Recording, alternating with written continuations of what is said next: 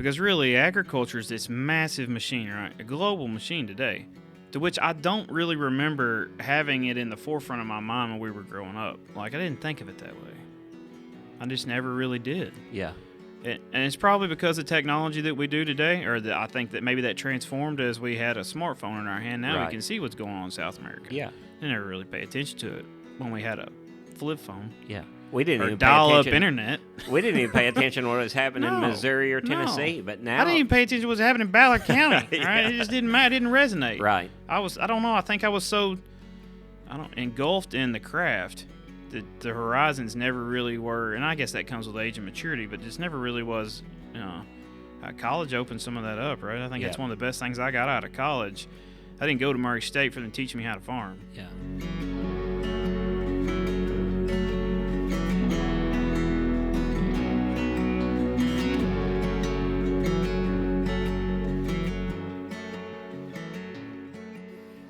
So here we go again with another episode of the Agriculture Podcast. Today we're at the Kentucky Commodity Conference, and I'm joined with one of my great friends, Mr. Brandon Hunt. If you've ever been a part of Kentucky agriculture or you're in Kentucky agriculture, you'll know the Hunt family. Wayne was the patriarch. He's the granddad, was the original farmer in the family, the OG. And then you have Steve, who is he started or maybe didn't start, but I'm going to let Brandon introduce himself. I'm just giving a rudimentary introduction. Steve, Brandon's dad, they also own a case dealership, H&R AgriPower, and H&R is very powerful in our region in Kentucky, or in our area in Kentucky. And then Brandon is the farmer of the bunch, currently running Hunt Farms, and over the course of the last few years, I've got to know Brandon really well, become great friends, and if you're in Kentucky agriculture or you know Kentucky agriculture, you know their family, and they're very influential in our state and in the nation, and they have a very unique history and very cool diversified farm that not only is corn, wheat, and soy, but they also do hemp and tobacco. And to go along with their ag machinery dealership, and also they've been on the retail side of agriculture. So you're going to get a unique perspective today from another person that has been on multiple sides of agriculture. He himself does the farming, but he's also got to see the other sides of the business, knows the business very well, top to bottom. And like when we were in that commodity conference today with people from around the state of Kentucky in all types of agriculture, everybody knows Brandon, enjoys to talk to him. He's a character, and you're going to get to see that today when you visit with him on our podcast. So we're excited to have him, and I'll just let him tell you a little bit about him and his family. Hey, thanks for having me on. We've been trying to get together and get this done for a little bit, so we've been talking about it for a couple of years. Podcasting's it's a cool thing, and I think it's a really cool thing for agriculture. Just sit down and talk about ag. Yeah, right? It's fun. I mean, it's I know we're passionate about what we do. It consumes us. I mean, it's extremely unique because agriculture isn't it's not just a career, it's a lifestyle, right? And we live it and we raise our families in it. And I really don't know what else I could do to fulfill myself professionally other than be in agriculture. I can't even wrap my head around a day that agriculture doesn't consume some part of it, right? Or all of it. Sure. But it's a really, really cool industry. It's a really unique industry, and my lineage is pretty unique with the boots I'm stepping behind. My granddad doesn't often brag on himself, so I get to do that some, and Dad too. They're very, very quiet about what they've done in their careers, and I understand that. And most farmers don't have egos, but my granddad and dad both have devoted their careers to Kentucky agriculture and in different ways and different facets of it. And I was just telling you before we come on,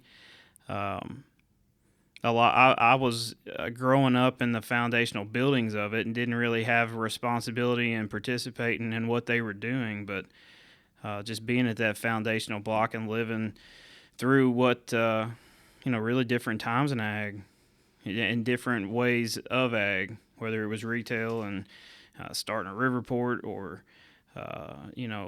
being present and having some contribution to the equipment dealership, or what we've done with the farming operation. So, like I said, it's such a unique industry, and I think stuff like today, we've been here doing business because we're on commodity boards, right? But a lot of it is relationships, and agriculture, I think, is probably one of the most unique industries where you never outrun relationships. And to be honest, it's probably the most enjoyable part.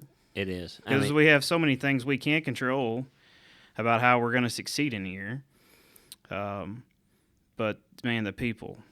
Some great people. In the industry, and even the people that's work for our family. I mean, we have been blessed beyond measure about the people that's been partners of ours, whether we were doing business with them or they were working with us or still are working with us. I mean, we're just some killer people. It's all about the people. It sure is. One of the greatest things about agriculture is the unique and diverse talents that you get across the board in agriculture, from the production side to the manufacturing side to the retail side to the representative side. You have a lot of unique and diverse individuals, all kinds of characters. And one of the great things that I've learned about over the last couple of years or several years in being a part of the commodity boards and just traveling around different parts of the country and visiting people in agriculture is you get such a diverse spectrum of people. Oh, man. I mean, top to bottom, and it's great people, top to bottom. You very rarely run into people that you just cannot stand in agriculture. That's right. It's salt of the earth, folks. And I think it's cool for us, because our generation, we're coming into what you and I are doing today behind the generations that really accelerated Kentucky agriculture. Sure.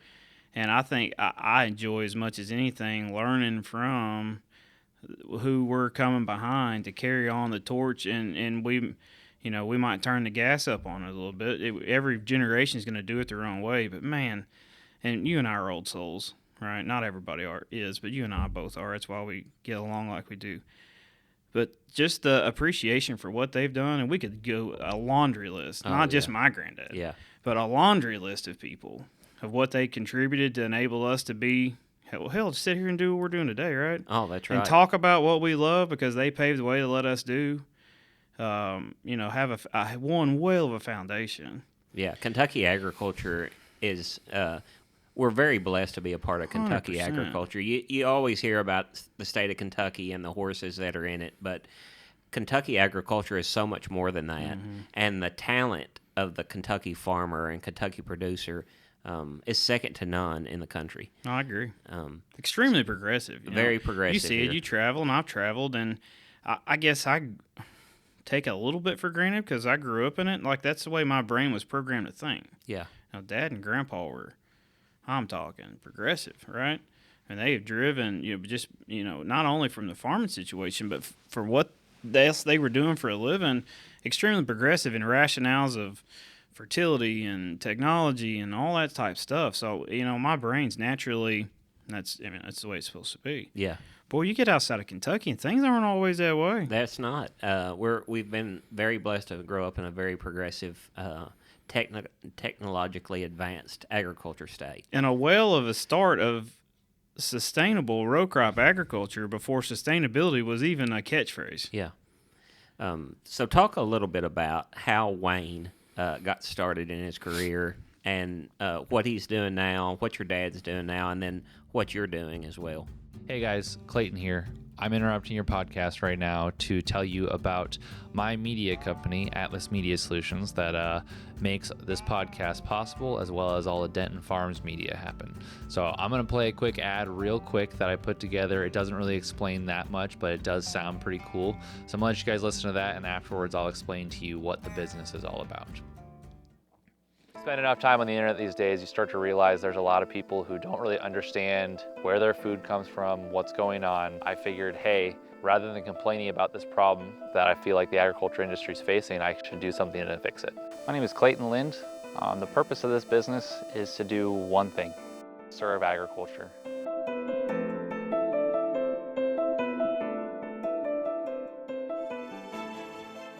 Thanks for listening to that, guys. I won't spend too much time explaining what Atlas Media Solutions is, but Atlas Media Solutions is my media marketing company that 100% exists just to serve agriculture. A lot of my time is spent on the road or on a plane, traveling around the country, producing high quality media material for different ag businesses. And so if you guys want to learn more, please feel free to check out our website or follow me on Instagram. But we just wanted to kind of plug this to let you know that because of this business that I run, it allows all of this stuff with Neil and the YouTube channel to happen in the first place. And so as long as we are sponsor free, I will continue to tell you that this podcast is brought to you by Atlas Media Solutions, and we are proud to say that we are here 100% to serve agriculture. So that's spiel, guys. I'll let you get back to the podcast. Enjoy. Thanks. So Grandpa, he worked a midnight shift at a factory in Hopkinsville, and he went to work for a fertilizer company, W.R. Grace there in Hopkinsville. They were a fertilizer supplier, and he was a salesman there. And I'm probably going to butch it up a little bit, but he just, he thought there was a bigger, better way to get the farmers to be more successful, because he was a farmer. He farmed in the day and worked midnight shift in the factory at night when Dad was growing up. So somewhere along 1974, he went out on his own and started a retail business called Agrichem. And, of course, Dad was young, real young. And he hired his first two people, a lady in the office and a guy by the name of Alvin Schmidt. And Alvin still works at Agrichem today. He's been with my granddad, I guess, since 70-something. Yeah. 2, 3, 4. Right. So as Agrichem was growing, Dad got old enough, and he was farming, and Alvin was farming, and Grandpa was selling fertilizer at Agrichem, and we had a Ashland Oil distributorship, and had a small trucking business hauling cows, and I think if they could throw it in something, they hauled it, right? Yeah. Just getting it done. Yeah. And Agrichem really started to blossom. Because one foundational principle of any business that we've got is customer service, and pretty much just working your butt off, right? Right. And that's the way this country was built, and agriculture is not an exception to that. Hard work gets you where you need to go, Sure. and doing right by people, and taking care of people, and taking care of your customers, and that's a foundational principle that he will never waver on, and hasn't ever. And so Agrichem continued to grow. We had, 6 or 7, 8 retail stores there around Hopkinsville, Trenton, Herndon, just, that outlier model away from Hopkinsville to supply. Sure. Branched over close to your end of the woods, Barlow and Clinton. Yeah. Opened a Riverport and Ediville. That was a big step up with being able to barge in fertilizer, and started a wholesale division out of that, other than just supplying the needs of the retail locations. So that all was happening through the 80s and early 90s, and Dad was farming and splitting his time helping Grandpa manage at Agrichem and farm too. And all around about 1990, there was a Case corporate company-owned store in Hopkinsville, tractor dealership, come up for sale. Grandpa decided, thought it was best interest of the farming operation to make some changes in farm equipment, and they thought that was going to be his retirement project after going as far as he wanted to go with retail, not seeing the horizon of what was coming, but now looking back, what kind of did happen to retail in the state of Kentucky. Yeah. As our family and the Miles family were the last two sizable privately owned retail outlets to go through. So started AgriPower with one store. So at that point we had Agrichem, one tractor dealership, and the farm. So they were not looking for anything to do. Plenty going on. Plenty going on. And some not super great economic times for row crop agriculture. Yeah, pretty difficult times. Some tough knocks in Yeah. there. Farming and trying to start another business and maintaining the original retail business. Some hard nights in there. I have to know. Sure. Just being a student of history, Yeah.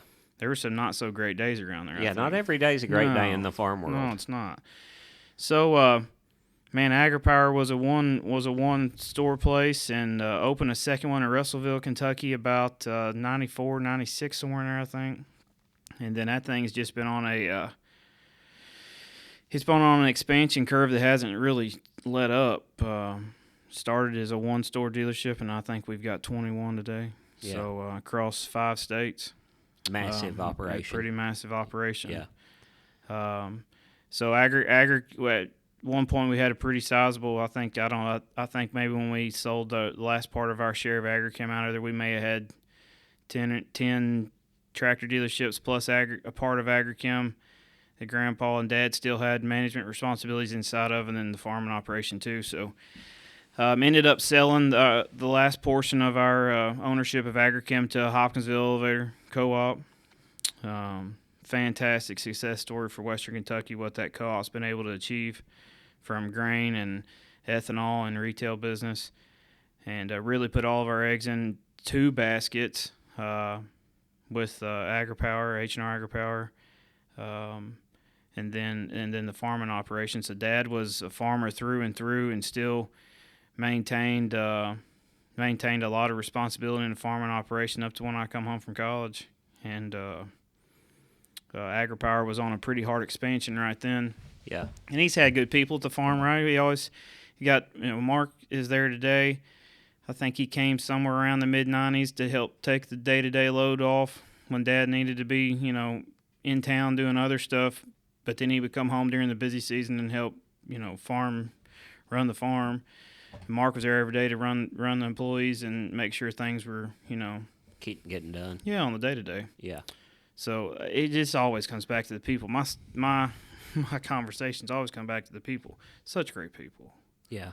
Agriculture, such great people. But specifically, the people that's been influential in my life are just, monsters, man. So Wayne now, farmers never retire. No. And ag businessmen never retire. Never But gone. I'm sure he is backed away some now. And In title. yeah, in title, but In title, not in but person. not. Yeah, so we kind of did a title shift around. He's the chairman of the board, CEO of AgriPower today. Dad's the president by Okay. title. And those roles are, it's become large enough today that needed to be a little bit of segregation of who was doing what. So we continue to try to do things to the degree that, the vision was to always have them done. Yeah. So Dad's president today. Grandpa's not anywhere close to retired. He still goes in the office 6 days a week. And, he's the vision and he's the teacher, and he's seen more than any of us have, right, Sure. just by his Yeah. age.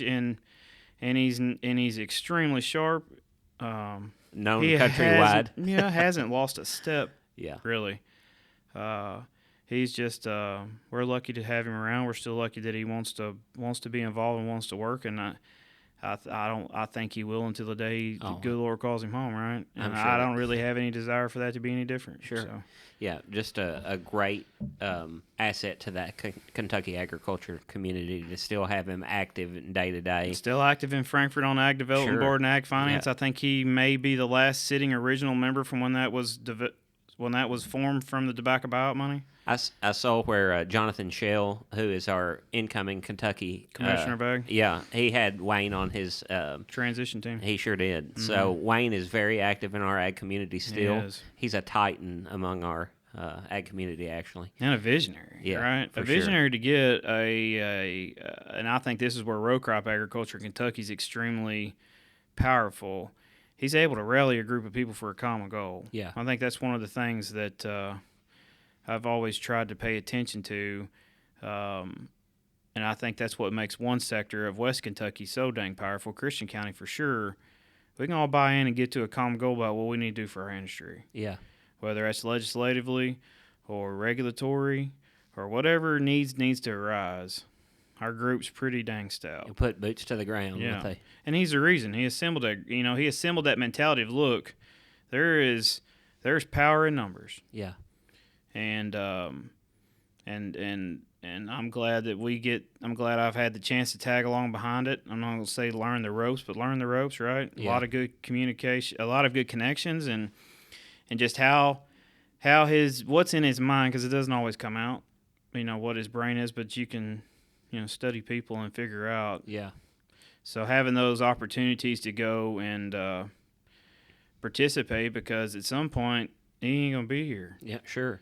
Our industry can't go backwards. No. And I think this is one of the great things about having a great mentor like your granddaddy and your dad is they don't always have to say things to get you to understand how they work and how, what they try to accomplish each and every day. Mm-hmm. They set out goal in mind and look to accomplish that goal. Yep. And when you get to witness that each and every day as a young man, it sets you up to be able to set your life up where you are a goal accomplisher as well. Right. So Brandon is running the farm day to day. Yep. And his dad's running the H&R, and his granddad's still coming in each and every day. But we want to talk a little bit about your farm and what you're doing. And Brandon is the type of guy. This is an extremely large farm, but Brandon is in the cab every day. So he's not an owner-operator that goes to his office and sits there and watch on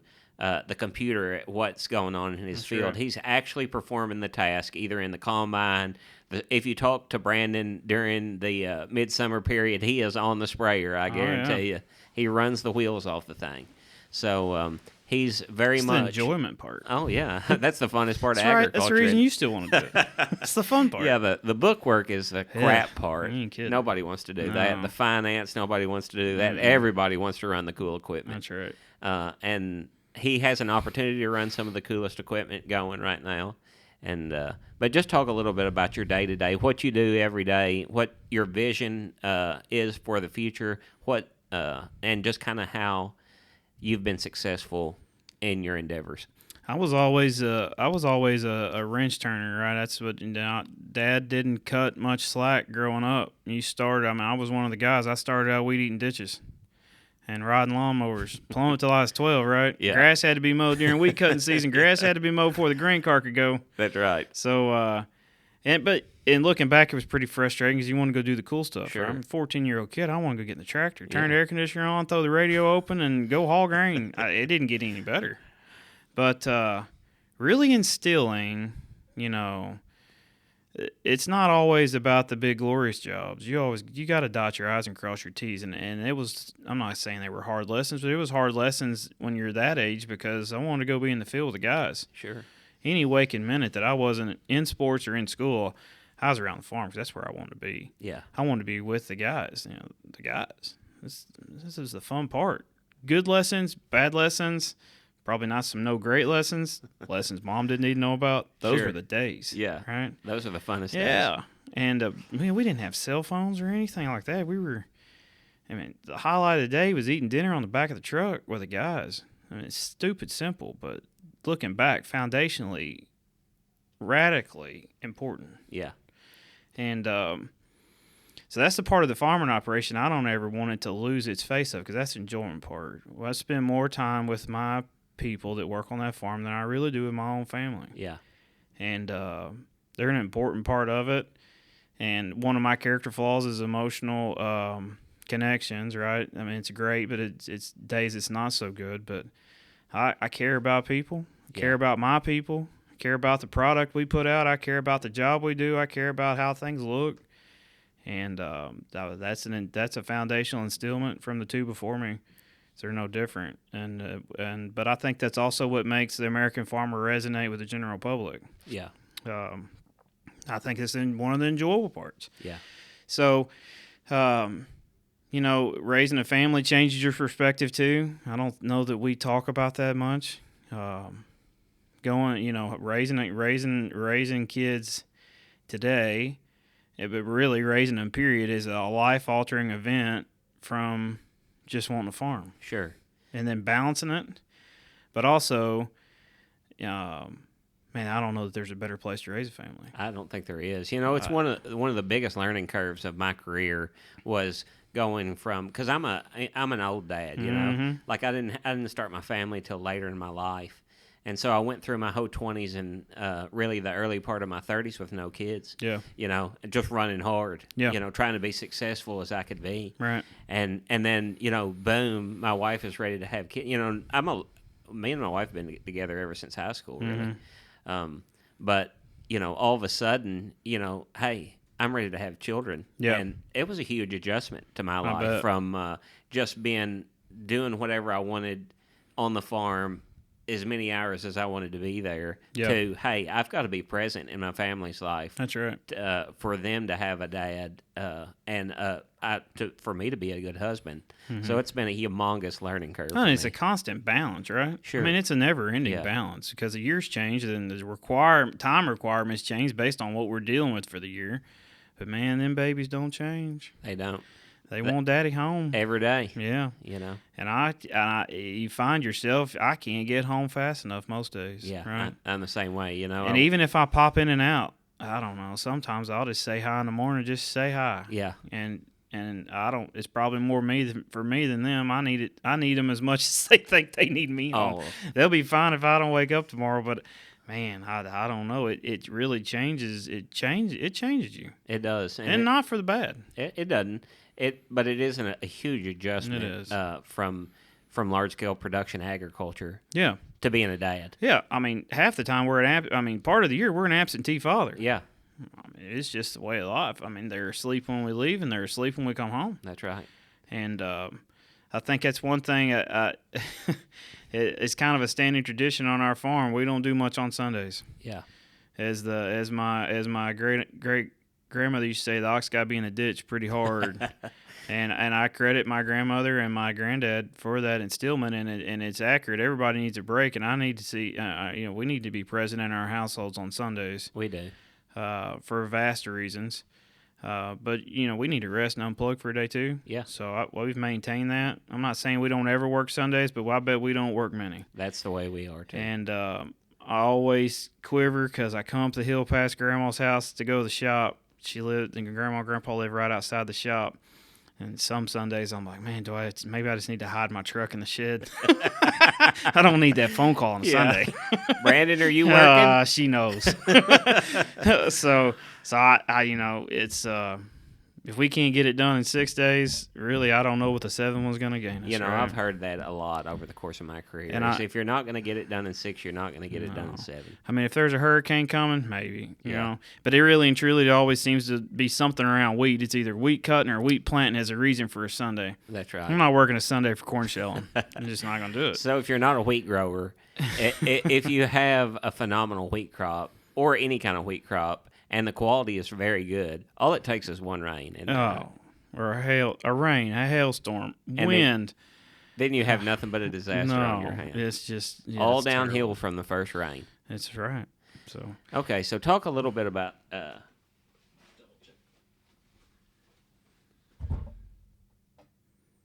Good. Okay. So I don't know that I ever went back to what I do day to day. I mean, I'm at the shop daily, right? I mean, we're there. I'm there every day, unless we're out traveling doing something like this, which has become more time than I ever thought I would spend away from the farm doing not farming, right? Yeah. But I think because of that appreciation for what what Grandpa and Dad have laid out, and what today more than anything communicating what our industry has to have to be successful. Yeah. It's really a necessary evil. It is. You and I agreed on that 2 years ago. Yeah. And so it's fun. We get to do a lot of cool things, and we like to go see cool people, and we get to tell our story and advocate for what our industry needs to be successful, or advocate what the general consumer needs to be confident in their food and fiber. So it's a necessary evil. So if I'm not traveling, I'm day-to-day at the shop, and I'm going to drive a sprayer when we're spraying. I'm going to drive a corn planter. I'm going to drive a combine most of the time. And, day-to-day is there. If we're not in the field, we're in the office doing something. Don't spend a whole lot of time turning inches anymore. I kind of have lost out on that just because whatever days we're not in the field, I feel like I need to be doing something to put us in a better position for a different event. So I don't get to turn a whole lot of wrenches in the shop anymore, which is I enjoy that part too. But got a great group of guys that get stuff ready, and they kind of give me grease sometimes. I show up and drive, right? Yeah. But I can still work on it. Yeah. Still know how. But we do a lot of cool projects, and Mark, he's been there for, I forget how many years, 27 or 28 years, and his kids were raised around the farm, and so his son has come back to the farm after he got out of college, and he and I get to do some pretty cool stuff, whether we're working on different fertility plans or different ways of doing stuff, or we're working on some pretty, we get to work on some pretty good R&D projects with Case IH because of our relationship with the dealership, which is really my tie to the dealership. We get to do some pretty neat things, see some cool events with that. So it's never a dull moment around our farming operation. It's not just eccentric around just what our desires are, H&R, and used to be with agrichem too. We had a whole lot of extra stuff going around. Sometimes didn't really pertain to our farming operation, Sure. but today we're pretty lined up on the vision and the goal of what I want to achieve with our farming operation, and get to do what I love every day and raise my family, and get to meet cool people across the country, and we get to go do some cool things and travel some neat places and interact with some really, really killer people that are just Goliaths in the industry. Yeah, it's super cool.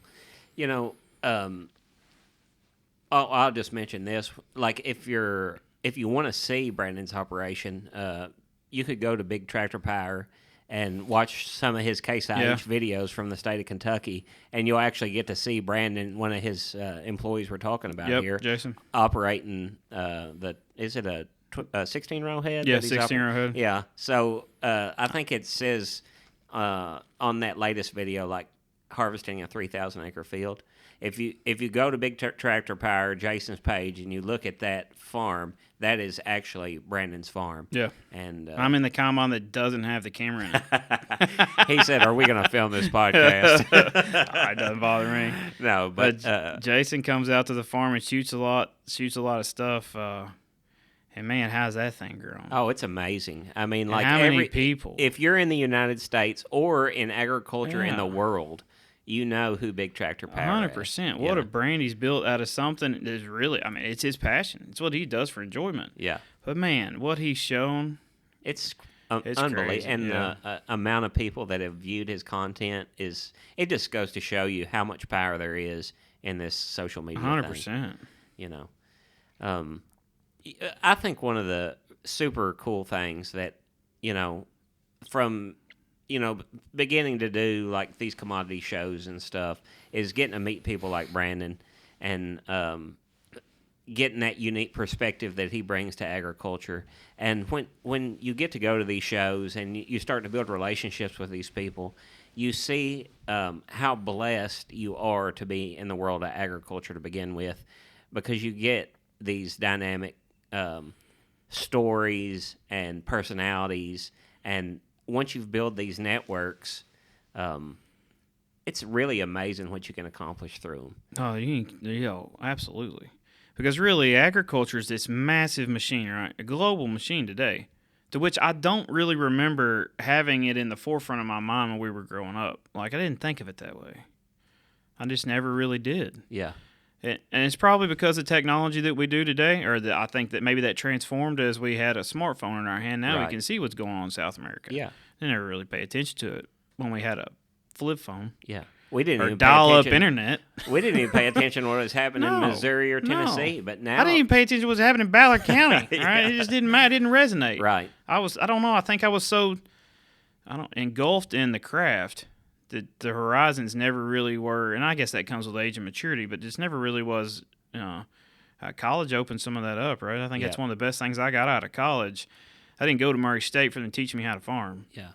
I went to learn the rest of the stuff, and Dr. Brandon was always adamant, you're getting an education, not a degree, and he was so right. He's down there today networking. Yeah, I know. He's one of my favorite people in the whole wide world. He's taught me more than he even realizes just by association. What I was, blessed to do out of that university. That's a killer place. Yeah. So who Brandon's referring to is Dr. Tony Brandon, and he was the Ag Dean at Murray State University, which was mine and Brandon's both alma mater. And Go Racers. Yeah, go Racers. And but Tony is since retired, but he is still very active in agriculture in the state of Kentucky. He's currently heading up a West Kentucky ag advocacy group called Wave Ag. So he's still very much a part of. Absolutely. But in the state of Kentucky, he is very influential in our industry. And, He is. And you see him networking down there with that big group of people. And I want to tell everybody that's listening, if you haven't got it, if you're a farmer or you're in the industry, it's so important to get involved in this advocacy effort. That's right. I mean, it takes us all, like Brandon was saying, like if you really want something done in the industry, you have to put boots on the ground. 100%. And you also have to develop networks because, look, you're not powerful by yourself. No. But as a group of individuals, we're very powerful. And you can't outrun relationships. You can't. There's no amount of money you can put on a relationship with people. It's, like if once you develop these networks and these relationships, then those people are just a phone call or a text message away, and they're willing to help. So that's what I was saying. I skipped off of it. Ag is a global industry, but domestically, it's this massive machine. But really, once you get in it, inside that, once you start looking around that circle's pretty tight. It is, and the placeholders may change in the circle, but they don't really ever leave the circle. They just may be in a different spot of it. Yeah. But that circle, really, for the size of the industry, is not as large as it seems when you start looking at it. Agriculture has a big financial footprint, but very few people 100% that are participating in it. And then when you get down to the very powerful, influential people, you're taken from a small group down to a very, very small group. So it just reiterates how important these relationships are within agriculture and then trying to further our industry forward just in the global scheme of things or in the national scheme of things. And it's so important. And like I said before, I never thought I'd put time into doing, stuff like this. Yeah. Really. When I was in my 20s and I was, self-centered just on my own successes, 100%. I didn't even put a second thought to anything like this. No. But it's become a huge part of my life. 100%, mine too. And I also have learned to really enjoy this part of my life. Yes. So I love to do Mine is traveling away from the family. Yeah. The rest of it is golden. Yeah. Yeah, that's right. I mean, my wife is like, you went right from the combine cab into the meeting room. I know. So that is a difficult part that you still have to balance, but it has become a great part of my life. I enjoy getting out away from the farm, meeting people like Brandon, his family, all the different folks that we've met in the commodity conference today. Last week, Clayton and I were at AgCon, getting to meet people from the Kansas City and just greater Midwest and really far west as well, and from even as far down to South America. So you just get so many different personalities that are involved in the industry, but it is really a small group of individuals. It's really a small group. Yeah. What else you want to talk about? Man, I don't know. We could go 1,800 different directions. Your tractor puller. Oh yeah. Tractor puller. So Blake, you know him from my YouTube channel, one of our farm workers. The Blake Tanner. The Blake Tanner. I told when Brandon was going to come hunting with us a few weeks ago, and I told Blake, he was like, "Who is this guy?" And I was telling him, and he was like, "I don't know." Blake's he's never very high on anybody. I said, "Blake, he's got a pulling tractor," and Blake was like, "Golden, send him down." So there is a big part of agriculture that loves pulling tractors. So talk about that just a little bit. Yeah, I think it feels like a lifetime now. I started tractor pulling in 2007, so I'm a veteran, even though I'm a youngin', right? By the age of most tractor pullers that's been around, the ones I grew up watching, I'm really young, but I've been at it a long time now. And even something so trivial as tractor pulling always comes back. There's always a tie to the industry, and so we travel and we pull. And I probably don't. I don't pull as much as I used to, just because responsibilities change. You're raising a family, but we still go. Go when we can, when time allows. Grandpa was pulled, and Dad pulled, and I pulled, and I have two brothers, and they've both won. My youngest brother's currently pulling. My middle brother's on a hiatus. He says he's retired, but I don't know that I believe it wholeheartedly. So that's another passion that we do. It's a really cool sport to be a part of too, and the people you meet in it's another ring of people that and I sound like a broke record. It's people, but really it's what our world is people. And the relationships you make in there, and the cool places we've been, and county fairs.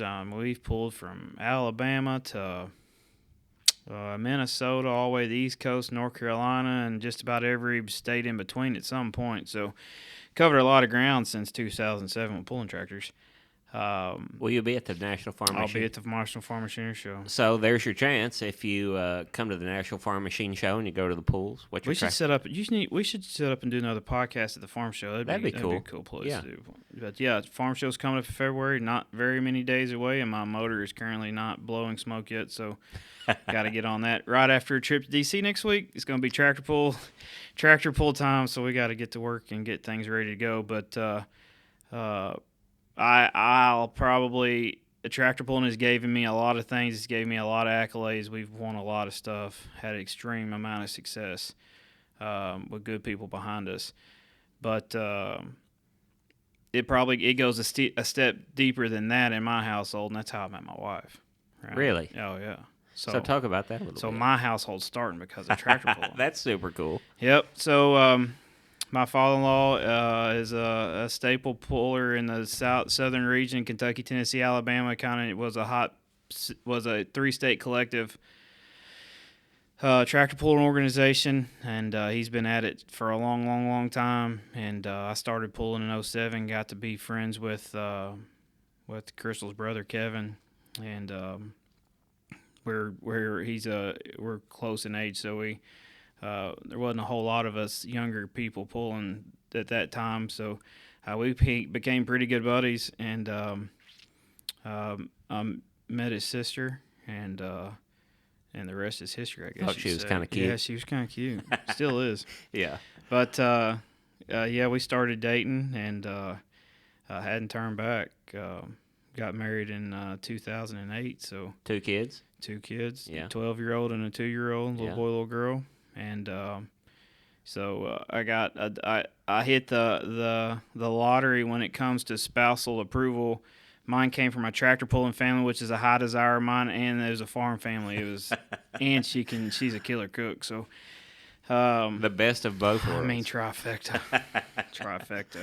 And she's one heck of a mom too. And I think that's probably one thing that I know over the course of my career doesn't probably get enough attention, and they dang sure don't see him enough, is and probably it's an extremely important piece to the farm success is how well the house stays together when we're not there. That's for sure. Right? And I take it for granted. Yeah. I catch myself certain times of the year, and I'm like, honey, thank you. She's like, what in the hell you want? Something's wrong. Right? And I'm like, we work 16-hour days parts of the year, not every day, but those hard stretches that we really are absentee, and man, that's a rough stretch. Mine keeps it going. Corn planting, and there's no way I could be measured however you want to measure success is passionate or do what I enjoy doing. Yeah, it is my job, but it's also what I enjoy doing, which is another blessing in itself. There's not a day that I get up and go, God, I got to go to work today. I'm not that guy. Yeah. And that's a blessing. Yeah. But the farm could not exist to its magnitude that it is today without home being taken care of when we're not there. And sure. I know you're the same way. Yeah. But she's a You can't replace a good woman in a No, farm you family. cannot. I mean, Hey, man, I got a good one. Yeah, they're absolutely key Yep. to holding a farm family together. And you look back generations before us, same way. My grandmother, Yeah. killer lady. Oh, yeah. My mom, killer lady, kept everything together while Dad's doing what he's doing. Yeah. And my grandmother, I mean, used to fix food, and Mom cook for the guys when we were in the field. And yeah, you can't replace. I am not who I am today without her. Yeah, I think that's a great thing to highlight is, you meet all these, and there's great women in the ag industry Absolutely. too. But you get down there, and there's lots of men in this ag industry. And what you don't get to see is those women at home holding the fort down and sitting up with sick kids. Sure. While mine lets me catch 3 or 4 hours of sleep because we're going back out the door, right? Yeah. I mean, or taking care of school or running sports or They're guitar lessons or whatever it takes, paying bills at home or what have you. I mean, there's no way. Yeah, they're a different kind of woman. I than tell just a her all the normal woman. time, and I mean it sincerely, and maybe the good Lord calls home at the same second, but she will be fine without me. I don't know how many days I make it without her. Yeah. It's once you have a good woman in your life, it's hard to replace No, that. you can't do it. Yeah. Can't do it. So going forward, I've hit Brandon up. This is he said, how many podcasts have you done so far? And I said, I don't know. I think 15 or 16. But I hit Brandon up early in this, and I said, hey, why aren't you going to join us in this endeavor? And he was like, I never have time or whatever. So we hope that over the course of going forward here, that we're going to have him as a pretty staple part of this podcast. And Brandon's network that he's built up over the last several years is impressive. And I've got a bunch of good guests that I have the ability to bring on, but Brandon kind of cements that. He's got probably, if there's somebody with more contacts than me, I don't know. Yeah. it's Brandon. I don't know. You got a lot. Yeah, Brandon's got a lot too, and we hope that going forward he's going to be a part of this with us, and that you'll get to hear his voice along with some of the really influential agriculture guests that he has in his phone contact section. It's such a cool platform, Ryan. We've talked about it before I ever really thought you were going to go forward with it. Podcasting is such a cool deal. Sit around and talk about what you like and enjoy, and I don't know that there's any other way that passion comes out other than sitting around talking. Yeah. And I think it comes out the most raw form at that point. And I think if there's one thing that I can tell that your and I's generation is going to be enabled to do better is communicate with non-ag people what we are. Sure. And why we are. And I hope we're pretty cool people, right? Yeah. And show some insight in what goes on in our industry. And why. Clayton's whole vision originally when he came or still is serve agriculture in his business. And, when it was, one of Clayton's original ideas for us to be on a podcast. And, I think that serve agriculture, this is one of the great things that this podcast allows, because Absolutely. You get to share with the non-farm listener the things we get to do each and every day. About everything. Yeah, about everything. And there's no script. Yeah, family, we're just rolling. Hunting, Politics. advocacy, politics, Good and bad. finance, Finance. the cool machinery we get to see every day. Right.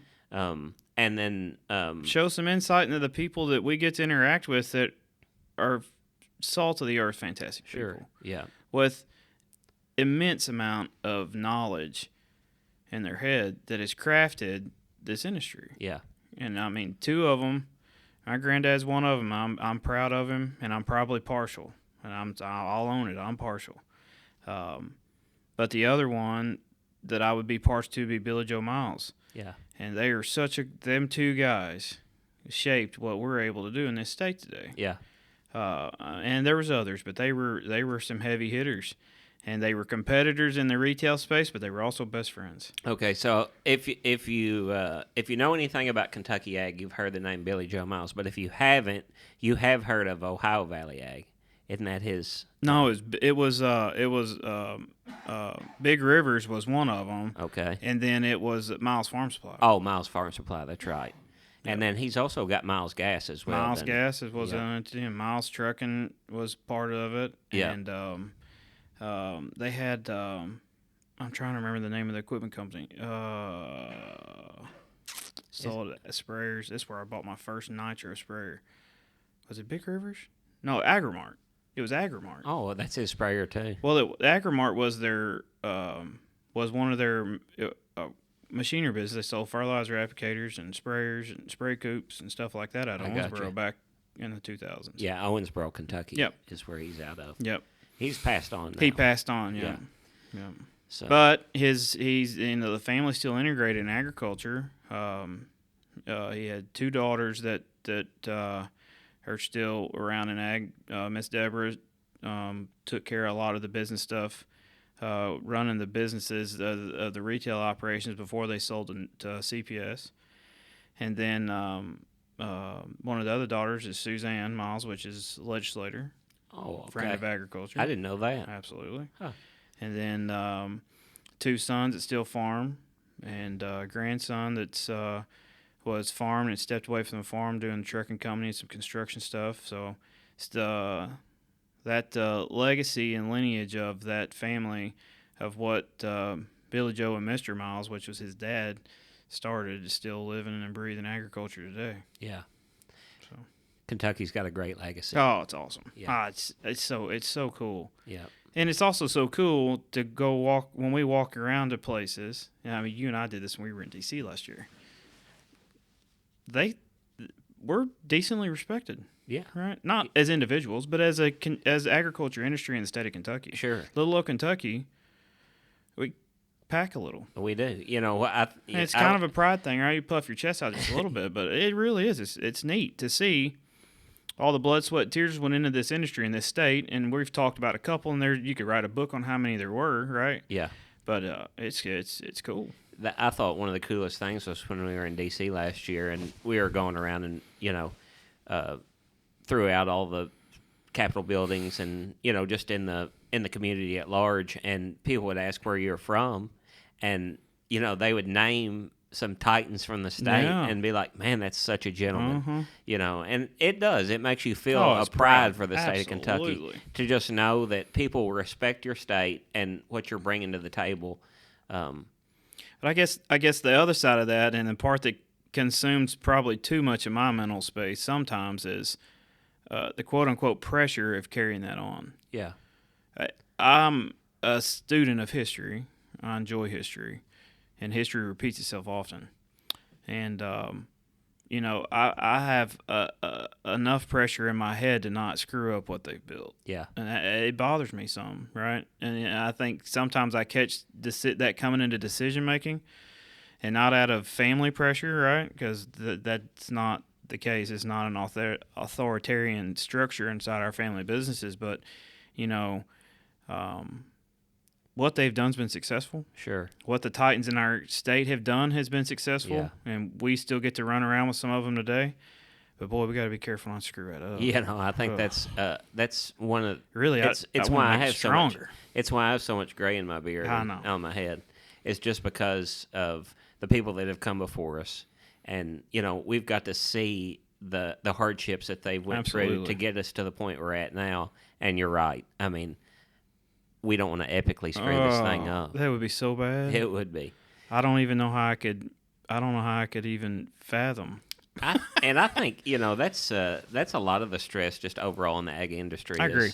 Is like, At least for me. yeah. I mean, especially for generational guys, I Yes. think is because they see the successes and the hardships and the amount of labor it has taken each family to get to the point that they are, and they just don't want to screw it up. So two things I think I spend time reflecting on if there is days that the phone's not ringing off the hook, which doesn't seem to be very often during harvest season. But tractor driving is extremely therapeutic I think. Wouldn't you agree? I would agree. When Yeah. it's quiet When and everything is humming, when that That's soul right. machine's moving and everything, it's a great, operational day. That thing is extremely therapeutic, but it's extremely reflective too. Yeah. You look out those windows, and I think there's two things that I keep in my mind in those quiet corner moments: not screwing up what we're just talking about, and then how am I going to enable my lineage of children, grandchildren, hopefully, good Lord willing. Also, assuming they want to farm, they may not. If they Yeah. don't, that's cool. But I'm 12-year-old's pretty eat up with it, and I don't know. Maybe I can stay cool enough to the 2-year-old little girl that she wants to be with dad too. We'll see. But if she doesn't, that's okay. But enabling them to be. I don't even. It sounds egotistical, and I don't mean it to be that way. In a better place than we were. Sure. How do I start them? If they're going to farm, how do I position the operation to be a little better than it was when I got it, which is one whale of a task because I had an immensible start. Yeah. But whether and I'm not, I don't know how we I'm not necessarily meaning a transformation, but just a leg up and a bigger foundation, not more solid because the foundation's solid, but a larger foundation of some degree to enable them to be more successful than we were. Yeah. And I think about it a lot, and I don't know what that looks like. I don't have the answers, and that might be the scary part. I think it is. Because as farmers, it's also extremely hard to not control a situation because we control situations on the daily for a living. Yeah. I got a really good dose of that being a dad. One of the tough things about agriculture is there is certain things you can control, but there's also the portion of the Things you industry we can't. cannot. The weather and maybe you have to endure 3 or 4 droughts, or maybe you have to endure 3 or 4 years of down markets, and that can vastly affect your bottom line and the stability of your business. And to go along with just the day-to-day stress to ag, Yeah, it's just it can be overwhelming at times. it can be. And I get gripped up like when we're in the middle of farming season. Not so much right now. I'm pretty chill right now. Yeah. We're not revved up at 7:00 in the morning. Right. It's. I mean, I'm going to work, but it's not 100 mile an hour. Yeah, Boy, it's hard to check that it is. when you're in the middle of corn planting, and I'm probably the most revved up in corn planting because we're coming out of this winter time and everybody's back on their feet and we're running. Yeah. And it's like, I'd equivalent it to a marathon. It's that first 100 meters. You got to pace yourself, but you're revved up because you feel good. Yeah. So coming out of spring, we go into corn planting, we're feeling good. Yeah. Kind Wound up tight. yeah. Kind of like a stud horse that ain't been broke all the way yet. Yeah. You got some snip in it. So, boy, it's hard to check those in different areas, and I find myself even doing it when I go home. You go home revved up. And Crystal may say something, and I'm pretty ready. I'm like, well, you need to do this, this, this, and this. Well, hold on. I probably better not always say that. But the brain is a fanatical event. When you do this, this, this, and this, and you're the guy that's giving the answers, it's hard to turn that off. It is. And it comes with, and it's not just marriage, the kids too. I don't always need to provide every solution, but man, it's hard not to provide every solution when that's what you're supposed to be doing every day, right? But I got a dose of it good. When Case was born. He had some. I tell you what, it'll change your mindset too. And this is the raw portion of people in agriculture, not just agriculture, just raw portion of humanity. He had some medical complications, and he was in the hospital. Let me tell you, buddy, that day I couldn't fix him. Yeah. Man, it's totally different than needing to go fix a combine. Right. When you got to sit on your hands. Yeah. So there's a time to sit on your hands in every form of life, in agriculture and non-agriculture.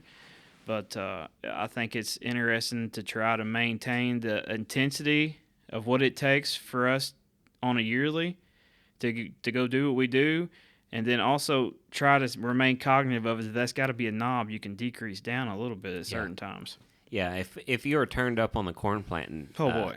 all the time, Yeah. it'd be hard to be around any of Yeah, us. it would be. Yeah. And it's such a disease. Yeah. It Farming is. is a disease. We're degenerate gamblers. Oh, and consumed by it. Yeah. Consumed by it. I think that's industry wide, top to bottom. Absolutely. You have to be. Yeah. I don't say you have to be, but it seems to be pretty common. You know, Clayton over here with the ag media business. Yo, how many miles did you say you drove? 50,000 Like a year? he was up at 2:30 the day before yesterday morning, and then he was like, he texted me last night. I think it was about 8:00. What time are we leaving in the morning? Well, we had to leave at 5 to get here. Yeah. You know, Clayton's sending me text messages at 4:13 or something like that this morning. You know, already wound up. Yeah. So it's just industry wide workaholic. It is. Degenerate gamblers. It is. It is. It's a good way of putting it. Yeah. So I guess we'll wrap it up there for today, and we're going to be together over the next few weeks at different places, and we'll get together again and further our conversation. But I look forward to it. This is a cool deal, and I look forward to the people being on here. Boy, they're being a tough road. Me and you both asking them questions. Oh yeah, we can throw some questions at them. Be a good time. We'll have some really cool guests coming up, and we just appreciate your time listening to us on here ramble. And like, share, and subscribe. We thank you for listening to the Agriculture Podcast. We'll see you next time. See you.